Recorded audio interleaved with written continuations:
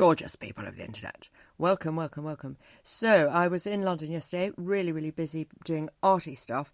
And now it's back home and focus on some music stuff from next week. Family stuff today, which is annoying because, to be honest, I'd quite like to just do music all day. But, you know, needs must. We have family commitments, do we not? I've just heard from Caswells, who are arranging my electric viola. It's not going to be ready until mid-June. I mean, this is a problem with Yamaha, I guess. Perhaps they only make them to order, I don't know. So, yeah, that's how long it's going to take. So be it. So what are we now? We're almost mid-May, so I've got another month to wait. That's okay. I can start looking at the C clef, the alto clef, the ledger line that goes through the middle of it is the C. So wherever that is for the viola, you sort of learn to adjust. So I'm going to make some. I'm going to endeavour to improve my sight reading skills using the alto clef. That's really, really important so that it's not such a shock for me. I'm also going to get some viola music and I'm going to try and play it on the cello, because that is doable. That is, that you can play. This is why music notation is so important, because whatever instrument you use, you can translate the information to your fingers. That's why it's a really good thing to have in your skill set. I mean, you can do it all by ear as well if you want to, but it's just so much easier with music. It really is. And especially now, the stuff we're doing at the Suzuki School, we're doing our lovely play-along videos. So what I'm going to do is spend the next month doing lots and lots of play-along videos. I've got lots of viola play-along videos as well to do. So cello, piano, viola.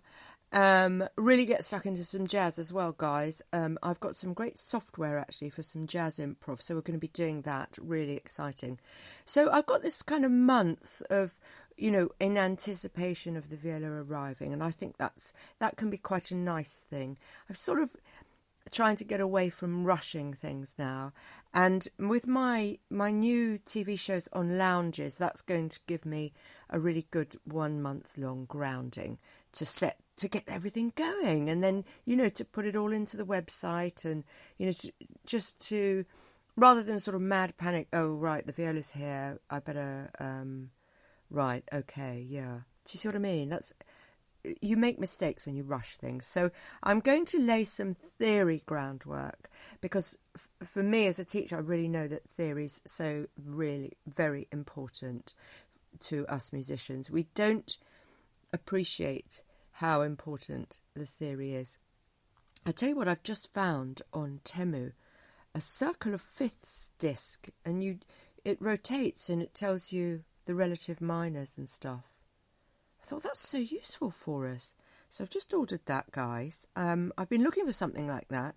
I was looking at posters, but this is even better.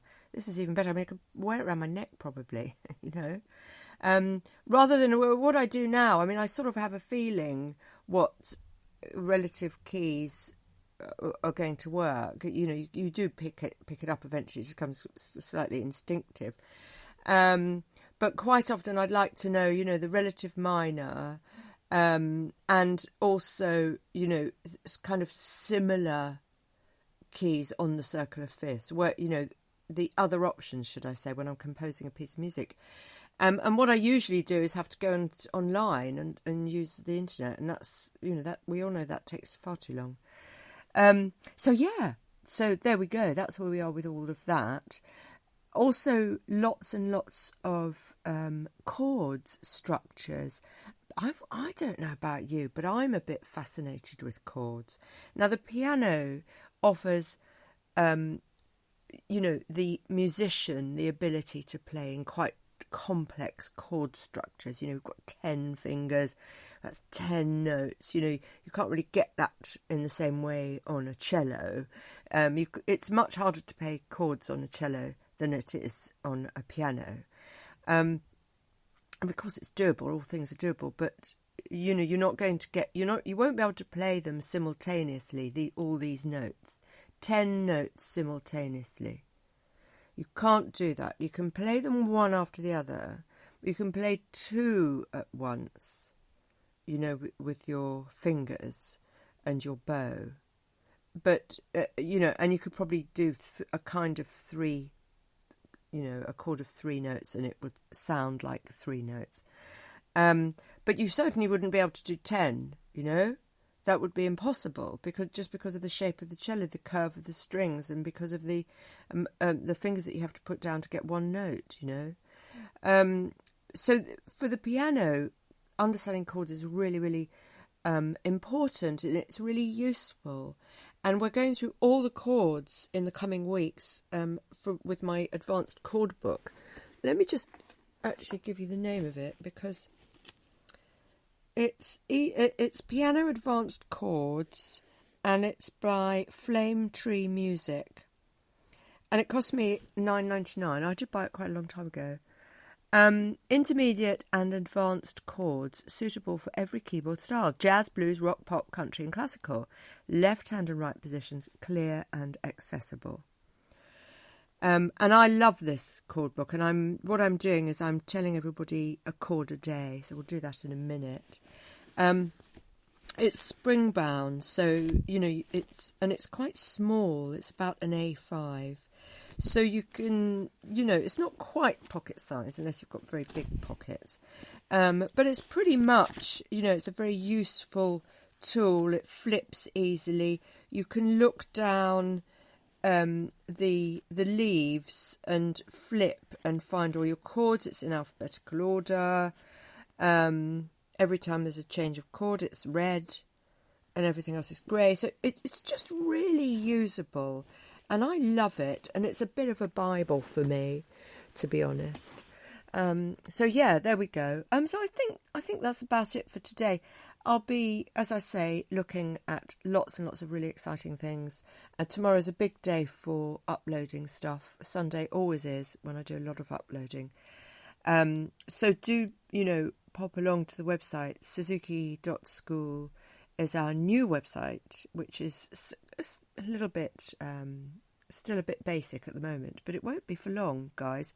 It's amazing how quickly once you start uploading stuff. Actually, I might upload something. Should I do something today? I might do something today, actually. I think that might be a good idea. But I am exhausted from my trip to London yesterday, so I'm not promising anything. Now, my voice is improving, I think. It's still a little bit of residual cold there, but I haven't been able to record my latest track, which is The Queen of the Gutter, for the last week, over a week, 10 days, because it's completely incapacitating when you're a spoken word artist and your spoken word is gravely affected by the bloody flu.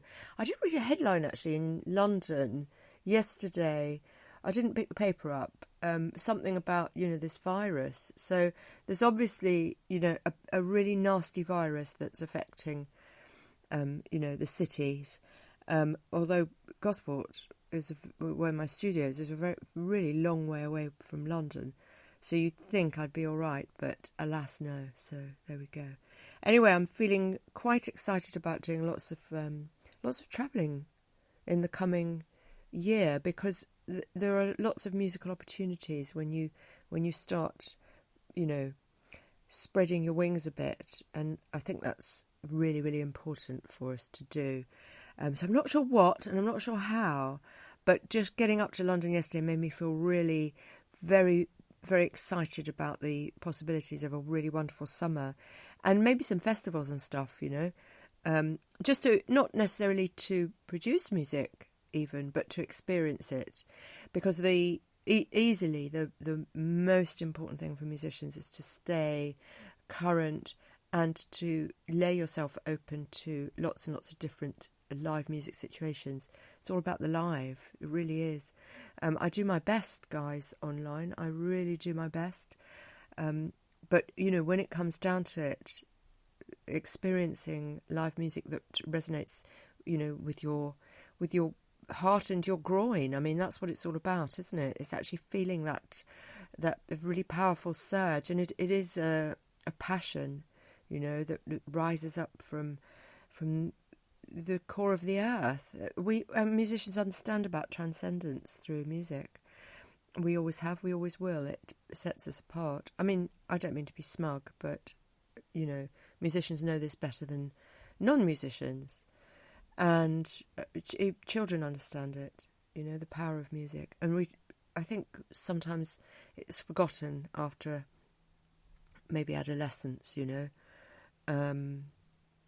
People assume that, you know, once they're past teenage, the teenage passion of music, you know, when we all bought our first, we all know our first record that we bought. Do they still say that now? Would it be downloaded now? Would it be streamed? The first record I ever streamed? I don't know how people talk about that. I'm always locked in a vinyl history and nostalgia of vinyl. But we always remember, do we not? But after about 35, the music buying urge declines really, really quickly. And that's a thing that I would hope I can battle against a bit and just bring that back a little bit. I don't know if making people feel that they can learn an instrument easier might be the way forward with that. So yeah, really pushing forward with the old Suzuki and trying to enable non-performing musicians to perform through all the tools at my disposal, because I have many. It's exciting. And the internet does offer us that, even though I do believe that you should be getting out and listening and going to lots of open mic nights, if nothing else. They're usually free. Open mic nights are usually free. And when you go to, you know, places, I was in obviously London yesterday, and there was lots of music on the streets. You hear that. I mean, was it great music? It was a bit cheesy, a little bit cliche. What do they call those? Is it a rickshaw? There's loads of rickshaws everywhere, and they were hilariously lined with garish faux fur materials, you know, sort of pinks and blues, and playing music. I mean, it was such a cool vibe. I really genuinely wanted to get in one and just, you know, travel around London all night. But I didn't. I had to come home. So, you know, that's music, isn't it? That's music. And when you go to Brighton, or, you know, quite a lot of seaside places, they have, you know, live. I mean, Brighton's great for that. They have live gigs all summer. Mostly to do with sort of drinking establishments, which is awkward if you don't drink, and I don't drink anymore, so it doesn't have quite the same vibe, I think. I used to love that sort of jazz feel, you know, that kind of dirty jazz, you know, some New York Dive or 100 Club, or, you know, Ronnie Scott's or whatever. Drink, smoke, killing ourselves, and listening to chord progressions. What could be nicer, really? What could be nicer than that? So Suzuki.school, telltaleclub.com and iServalan.com, my main websites for the moment. The other ones are on pause while I set up this school. It's going to take a bit of time. Have a great day, guys.